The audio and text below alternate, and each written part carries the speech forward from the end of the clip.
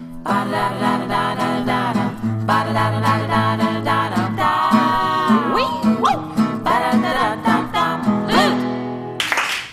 1779, Jean-Baptiste du Sable found himself in New Orleans.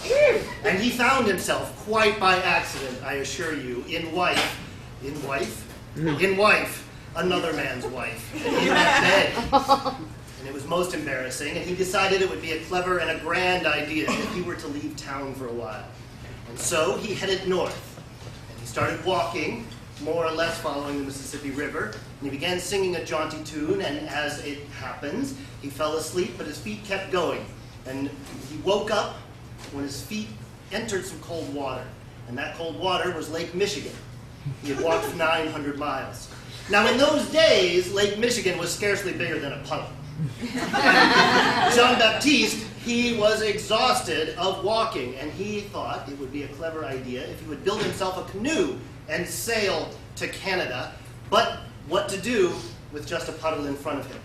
Now, Jean-Baptiste knew the language of the animals, and so when he saw a pack of bears resting nearby, he said to them, "Hey fellas, look here in this puddle.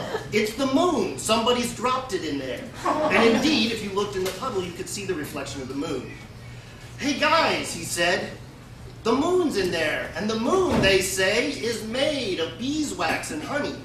Now, no one has ever said this, but bears are not very bright, and Jean-Baptiste, he could sell you your mother's maiden name if you weren't careful. So the bears, they bought it, and the whole pack of them came swarming over, and they began digging at that puddle and clawing at it, and before you knew it, they had clawed all the way up the side of Michigan and all the way back down Wisconsin, and they'd made a Great Lake.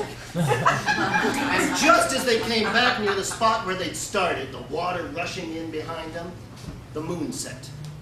Now these bears were furious that their imaginary honeymoon had been taken away from them. And they began talking loudly about which one of them was going to kill Jean-Baptiste the most, which one was going to kill him even more. Jean-Baptiste, he was having too much fun being alive, so he quick spotted a dead fox. And he grabbed that fox hide, and he slung it over his shoulders. And he said, in his best foxy accent, he said, "Oh look, he is over there! That terrible yet strangely handsome and charming Jean-Baptiste." And he took the fox skull and he chucked it right in the middle of the pack of bears. And they began fighting over it, arguing over who was going to kill Jean-Baptiste even more than the last one. And they wrestled up and down, fought up here, fought over there. And that's how Jean-Baptiste invented the game of football. And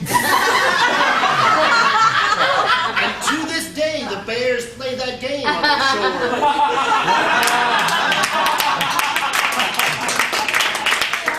And that's the God's honest truth. And if you don't believe it, I'll tell the story again and it'll be the same.